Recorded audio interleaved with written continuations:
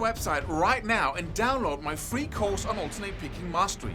It contains 5 essential exercises that will take you to alternate picking mastery faster than you can imagine. And then I've included my method of how to lay out a practice plan in just 1 to 2 minutes that will absolutely boost your results like nothing you ever tried before. So go download it right now. It's free.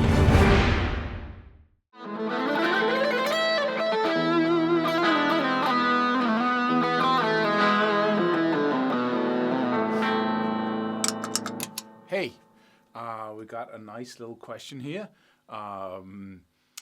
The effects of not practicing. That's the question, right? What happens when we take a break, and how important is it? And I got some interesting views on this in this video. But I should not forget to say that I'm Claus from guitarmastery.net, and you can log on to our website and download hundreds of jam tracks live played by real musicians. You can download a free program on alternate picking below here.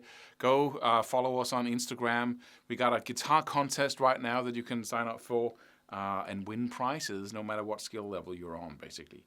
So, the effects of not practicing. First of all, there's a huge misunderstanding out there that a human being can be equally passionate or equally, we think that, okay, if I have this behavior, I should practice X amount of hours each day, and then I will get to my destination. And then we drop in and out of it. Sometimes it's a project, we get all fired up about it, then we practice a lot, and then we don't. But in the periods where we don't, where we lose our motivation, we hit ourselves on the head, so to speak, right? We say, why can't I? I should have more self-discipline. I shouldn't be, I just had a plan and then I dropped out of it. Of course, that's how everything works, right? It's a pulsating thing. You get back and forth between really passionate and really dispassionate. Everything works like that. But the thing that interrupts it and sometimes makes you give up for no good reason at all, other than the idea that you shouldn't do that, is the idea that you shouldn't do that. Is the idea that you should be even keeled all the way. I should be practicing this much and be all into it like this, and I shouldn't go back and forth. I shouldn't drop out of it. I should be able to make a plan for the next 5 years and then follow it. And then if I can't, I don't have self-discipline, I'm not a decent person, and then I should, be depressed about it. Just cut that. It never develops. People who are very skilled sometimes say, I used to practice 8 hours a day. Sometimes, dude, right? Not all of the time. You just remember the peaks. That's what we always do. We don't remember the days that were just normal. We remember the specialness, right? Everybody does that. So when we say that, I used to practice like a maniac, yes, sometimes. And that's the key. If you can allow yourself to create these cool projects where you just practice like a maniac, you take out every chance you can get. It's a special period of your life. You got 2 weeks where you just go insane with it. You take out a full day in the weekend.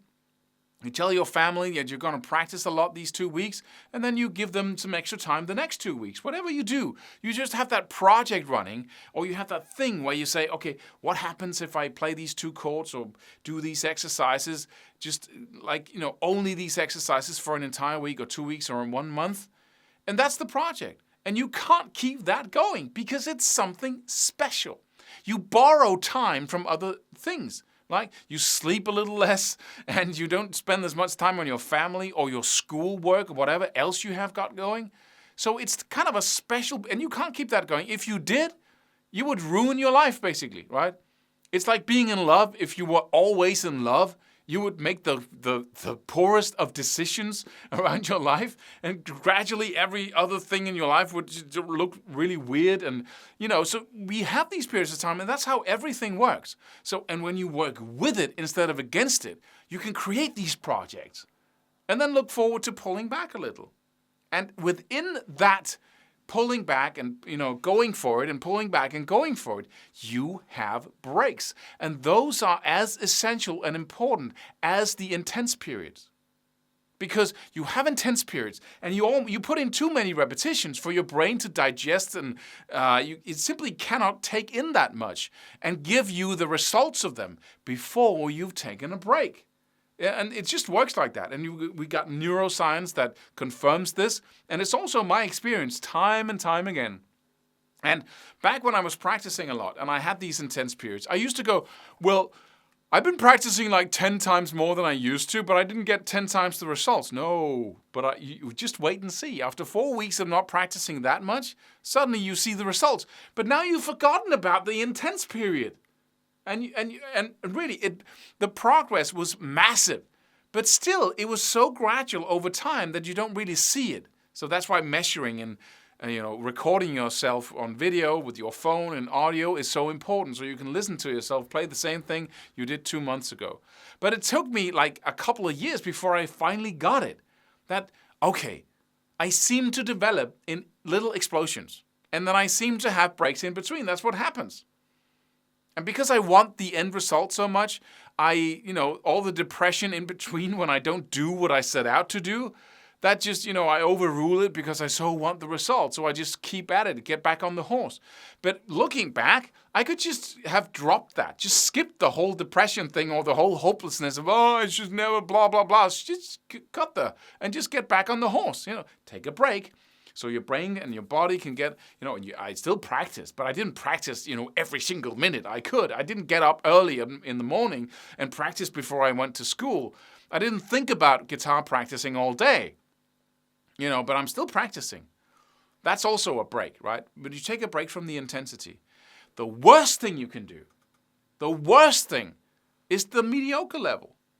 The worst thing is actually what we want. We want consistency. I'm the kind of person who practices X number of hours each day. I'm the kind of person, because then we can attach it to our identity.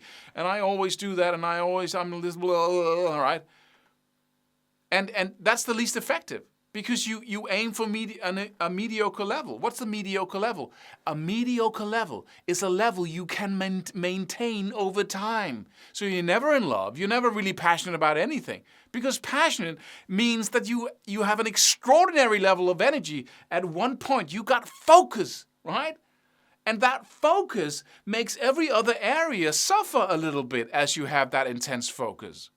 And you're not willing to do that. You have an even focus on playing the same amount of hours each day, and that just brings you to a mediocre level because you never really ignite your brain at the level it could be. So you never get the massive learning experience that you could have. Passion really turns up learning rate incredibly because it makes it so important to learn. It makes it magical, right? You're playing and it feels like magic. You're building that project. You're seeing what happens. It's just an amazing thing. And then you fall back, you take the break, and you give your brain a chance to, work with all those repetitions and all those patterns of movements, and then you get the full reward of your efforts, a couple of months after, where you are already into another project. So allow yourself to go from being massively passionate and taking breaks and going back, right? But do not allow yourself to have unless you want a mediocre results, which is fine, really, sincerely, from my perspective.